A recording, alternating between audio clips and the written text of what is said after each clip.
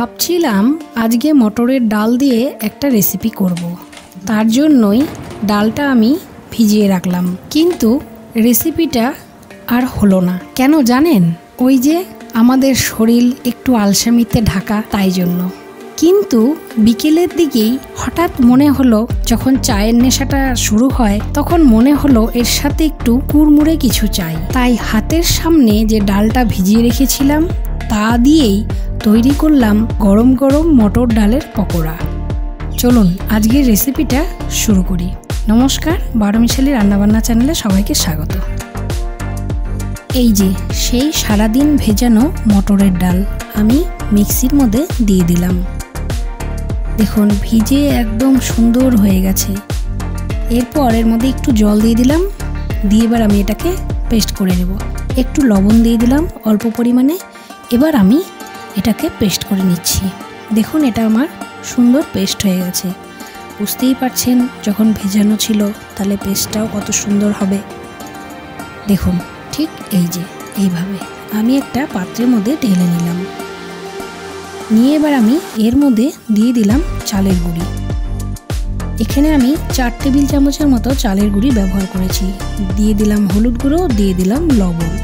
এখানে আমি লঙ্কার গুঁড়ো ব্যবহার করিনি বা কাঁচা লঙ্কা ব্যবহার করিনি। কোনো রকম ঝাল এখানে আমি ব্যবহার করিনি, না কাঁচা লঙ্কা না শুকনো লঙ্কার গুঁড়ো। আমি লঙ্কা ছাড়াই এখানে করেছি। চাইলে আপনারা এর মধ্যে লঙ্কা কুচি করেও দিতে পারেন, আবার লঙ্কার গুঁড়ো এর মধ্যে দিতে পারেন। সম্পূর্ণ মিক্সড করে নিয়ে দেখুন ঠিক এই রকম।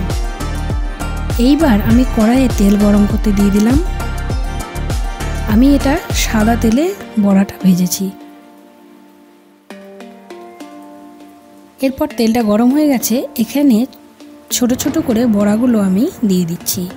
দেখুন ঠিক এইভাবে এইরকমভাবে দিয়ে দিচ্ছি। সুন্দর করে একে একে আমি এইরকমভাবে বড়াগুলো দিয়ে দিলাম। আমার একদিকে ভাজা হয়ে গেলে আমি আবার অন্য দিকেও ভেজে নেব। যতদূর হয় আমি এখানে দিয়ে দিলাম।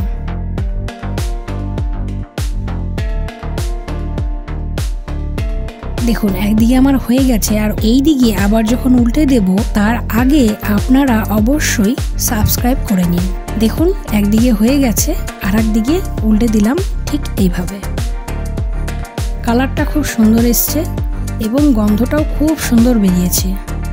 যখন আপনারা করবেন দেখবেন যে হ্যাঁ সত্যি খুব সুন্দর। এই বড়া দিয়ে আরও অনেক রেসিপি করা যায়। যদি আপনারা মনে করেন যে সেই রেসিপিগুলো আপনাদের দরকার, তাহলে আমাকে অবশ্যই কমেন্টে জানাবেন। আমার বড়াগুলো ভাজা হয়ে গেছে, এবার আমি পাত্রের মধ্যে তুলে নিলাম। দেখুন আমার বড়াগুলো সম্পূর্ণ ভাজা হয়ে গেছে। এতক্ষণ আমার সাথে থাকার জন্য অসংখ্য ধন্যবাদ। লাইক করবেন, শেয়ার করবেন, সাবস্ক্রাইব করতে ভুলবেন না। ধন্যবাদ।